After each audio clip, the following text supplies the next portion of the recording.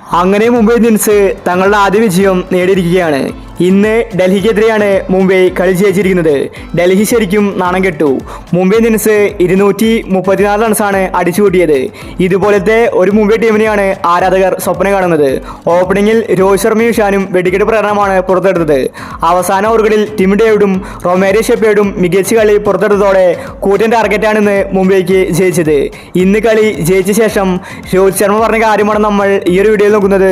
ഇതുപോലത്തെ IPL ന്യൂസിന് വേണ്ടി ഈ ചാനൽ മറക്കാതെ സബ്സ്ക്രൈബ് ചെയ്യൂ. ഇന്ന് കളി ജയിച്ച ശേഷം രോഹിത് പറഞ്ഞത് ഇങ്ങനെയായിരുന്നു: ഇപ്പോൾ എനിക്ക് ഒരുപാട് സന്തോഷമുണ്ട്. കാരണം കഴിഞ്ഞ 3 മാച്ചും ഞങ്ങൾ തോറ്റിട്ടുണ്ടായിരുന്നു. പാണ്ഡ്യ ക്യാപ്റ്റൻ ആയാലും മുംബൈ ടീം തോൽക്കുമ്പോൾ എനിക്ക് വിഷമമാണ്. ഞാനാണ് ക്യാപ്റ്റൻ എന്നാണ് എനിക്ക് ഇപ്പോഴും തോന്നുന്നത്. കാരണം ഒരുപാട് വർഷം ഞാൻ ക്യാപ്റ്റൻസി ഏറ്റെടുത്തിട്ടുണ്ട്. അതുകൊണ്ട് ടീമിലെ ആര് ക്യാപ്റ്റൻ ആയാലും കളി തോൽക്കുന്നത് എനിക്ക് വലിയ വിഷമമാണ്. മുംബൈ ടീമിനെ ഞാൻ അങ്ങനെയാണ് കൊണ്ടു നടക്കുന്നത്. അതുകൊണ്ട് ഇന്നത്തെ മാച്ച് എന്ത് വില കൊടുത്തും ജയിക്കണമെന്ന ആഗ്രഹം എനിക്കുണ്ടായിരുന്നു. അതുകൊണ്ട് ഞാൻ ഓപ്പണിങ്ങിൽ അടിച്ചു കളിച്ചു. ഇഷാനോട് ഞാൻ അത് തന്നെയാണ് പറഞ്ഞത്. നമ്മൾ ഓപ്പണിങ്ങിൽ നല്ലൊരു സപ്പോർട്ട് കൊടുക്കണം. എന്നാൽ മാത്രമേ ടീമിന് മുന്നോട്ട് കോൺഫിഡൻസോടെ കളിക്കാൻ സാധിക്കൂ.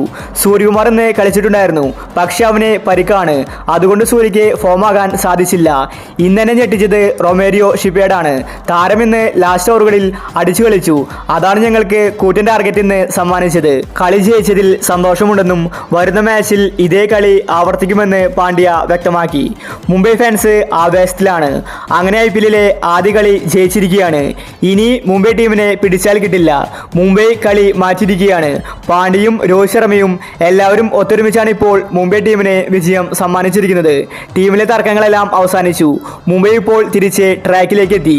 ഇനി അങ്ങോട്ട് മുംബൈയുടെ വിജയങ്ങൾ മാത്രമായിരിക്കും നമുക്ക് കാണാൻ സാധിക്കുന്നത്. എന്തായാലും ഇന്നത്തെ പ്രകടനം മികച്ചതായിരുന്നു. അപ്പോൾ ഇന്നത്തെ കളിയെ പറ്റി നിങ്ങളുടെ അഭിപ്രായങ്ങൾ താഴെ കമന്റ് ചെയ്യുക.